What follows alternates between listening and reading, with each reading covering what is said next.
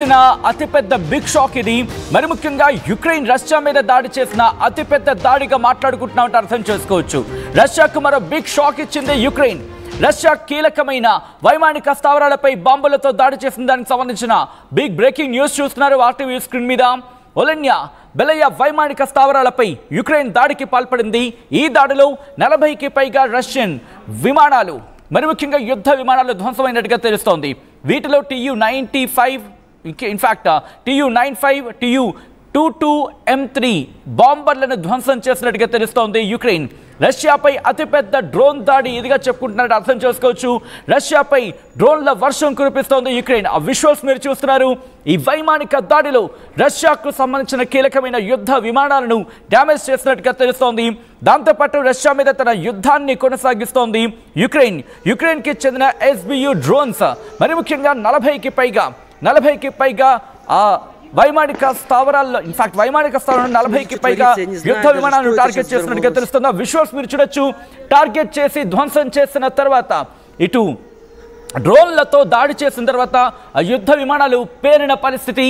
ఈ పేరిన సిచ్యువేషన్లోని అక్కడ పూర్తిగా ఆ నల్లటి పొగ ఆవరించేసింది. ఆ దట్టమైన పొగ ఆవరించేసిన విజువల్స్ మీరు చూస్తున్నారు.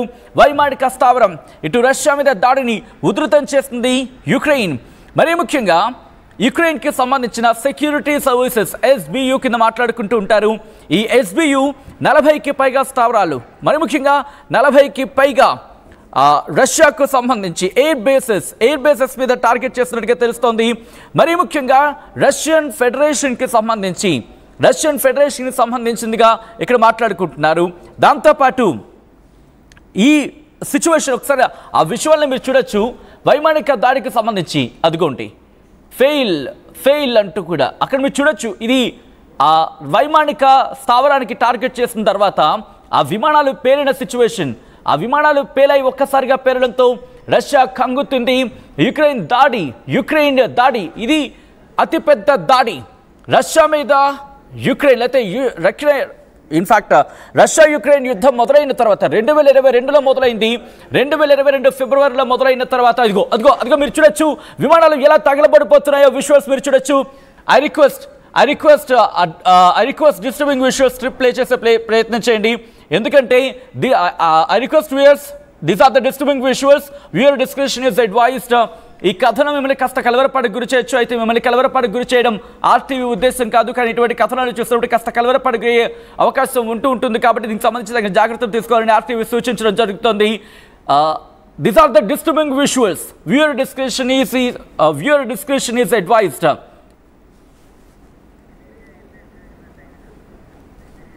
ఓకే, సైబీరియా ఎయిర్ బేస్ కి సంబంధించి ఆ విజువల్స్ మీరు చూస్తున్నారు.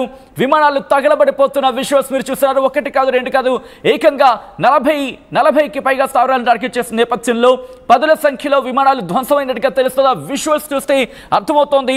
ప్రస్తుతం అక్కడ యుక్రెయిన్కి సంబంధించిన సెక్యూరిటీ సర్వీసెస్ ఏం చెప్తున్నాయంటే లార్జ్ స్కేల్లో స్పెషల్ ఆపరేషన్ను అక్కడ లాంచ్ చేశాయనేది చెప్తున్నాయి. దాంతోపాటు SBU మనం మాట్లాడుకున్న కొద్దిసేపటి క్రితం డ్రోన్లతో ఈ దాడులకు పాల్పడింది. ఈ నేపథ్యంలోనే అక్కడ A50 Tu-95 Tu-22M3 వాటిని ధ్వంసం చేసినట్టుగా చెప్పుకొస్తోంది. దాంతోపాటు భారీ స్థాయిలో అక్కడ యుద్ధానికి దిగింది. మరి ముఖ్యంగా యుద్ధం కంటిన్యూ అవుతోంది. ఎక్కడ కూడా ఎవరు కూడా తగ్గేదే లేదన్నట్టుగా. రిమెంబర్ కొద్ది రోజుల క్రితం రష్యాకు సంబంధించి ఎటువంటి వ్యాఖ్యలు చేసిందో చూసాం. ఇటు సంధి ప్రయత్నాలకు సంబంధించి అమెరికా కాల్ ఫర్ చేసినప్పుడు రష్యా ఎప్పుడైతే అమెరికా కాల్ ఫర్ చేసినప్పుడు ఎక్కడ నిర్ణయించాలి, ఎక్కడ మాట్లాడాలి, వాషింగ్టన్లో కాదు చర్చలు జరగాల్సిందంటే చెప్పుకొచ్చింది. అంటే అమెరికా కనుక శాంతి చర్చలకు పిలిస్తే ఏం జరుగుతుందో ఇటు రష్యాకు అర్థమైంది. దాంతోపాటు ఇంట్రెస్టింగ్గా ఈ పరిస్థితి ఎప్పుడు వచ్చింది అనేది మాట్లాడుకునే ప్రయత్నం చేస్తే అమెరికా ఇటు యుక్రెయిన్కి సంబంధించి యుక్రెయిన్ మధ్య ఆ సంధి ప్రయత్నాలకు చర్చలకు సంబంధించి మాట్లాడుకున్న సందర్భంలో యుక్రెయిన్కి ఎటువంటి దెబ్బ తగిలిందో చూసాం. యుక్రెయిన్ అధ్యక్షుడు జెలెన్స్కీకి ఆ తర్వాత ఇటు యుక్రెయిన్లో ఉన్న కీలక ఖనిజాలను అమెరికాకు దారాదత్తం చేసింది, అమెరికాకి ఇచ్చింది. సో ఈ నేపథ్యంలోనే మళ్ళీ వెపనరీస్ వచ్చాయా? ఇప్పుడు ఈ డ్రోన్స్ ఎక్కడి నుంచి వచ్చాయి? ఈ డ్రోన్ వెనకాల అమెరికా హస్తం ఉందా? మరి ముఖ్యంగా యుక్రెయిన్ దాడి వెనకాల అమెరికా హస్తం ఉందా అనే క్వశ్చన్ మార్క్ రైజ్ అవుతోంది. ఎందుకంటే ఒకసారి విజువల్స్ చూడండి. 1, 2, 3, 4, 5 మనకు కనిపిస్తున్న ఆ 5 విమానాలు, బట్ పదుల సంఖ్యలో విమానాలు దెబ్బతిన్నాయి. పదుల సంఖ్యలో యుక్రెయిన్ రష్యా వైమానిక ఆ యుద్ధాలను, ఇన్ఫాక్ట్ యుద్ధ విమానాలను దెబ్బ కొట్టింది అనే మాట వినిపిస్తుందంటే అర్థం చేసుకోవచ్చు. ఆ ఫుటేజ్లో మనకి క్లియర్ కట్గా అర్థమవుతోంది ఏ స్థాయిలో దాడికి పాల్పడింది కొద్ది రోజుల క్రితం. ఎందుకంటే మన వాళ్ళు కూడా వెళ్ళిన సందర్భం మీకు గుర్తుందా? ఇటు మన ఇన్ఫాక్ట్ మన కనిమొలి టీం అక్కడికి వెళ్ళారు. రష్యాకి వెళ్ళే క్రమంలో దాదాపుగా 300 నుంచి 400, ఆ గ్యాప్లోనే దాదాపుగా 300 నుంచి 400 డ్రోన్లతో దాడికి పాల్పడిన పరిస్థితి. మన వాళ్ళు వెళ్తున్న విమానం కూడా గాల్లో చక్కర్లు కొట్టింది. కొద్ది గంటల పాటు దాదాపుగా 40 నిమిషాల నుంచి 45 నిమిషాలు గాల్లోనే గింగిరాలు కొట్టింది. ఆ తర్వాత అక్కడ రష్యాకి సంబంధించిన విమానాశ్రయం దాడికి పాల్పడిన సిచ్యువేషన్లో కొద్దిసేపటి వరకు కూడా ఆ విమానాశ్రయాన్ని పూర్తిగా క్లోజ్ చేశారు. ప్రస్తుతం ఈ దాడికి సంబంధించి తీవ్రమైన చర్చ జరుగుతోంది. అక్కడ ఒకసారి విజువల్స్ చూద్దాం.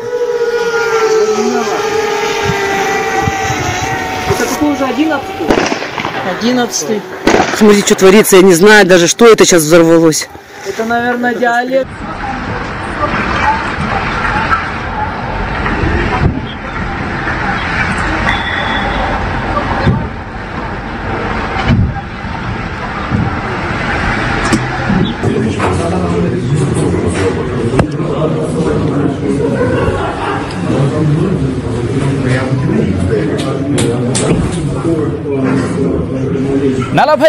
రష్యన్ ఎయిర్ క్రాఫ్ట్లు యుక్రెయిన్ వైమానిక దాడిలో, యుక్రెయిన్ డ్రోన్ దాడిలో ధ్వంసమైనట్టుగా తెలుస్తోంది.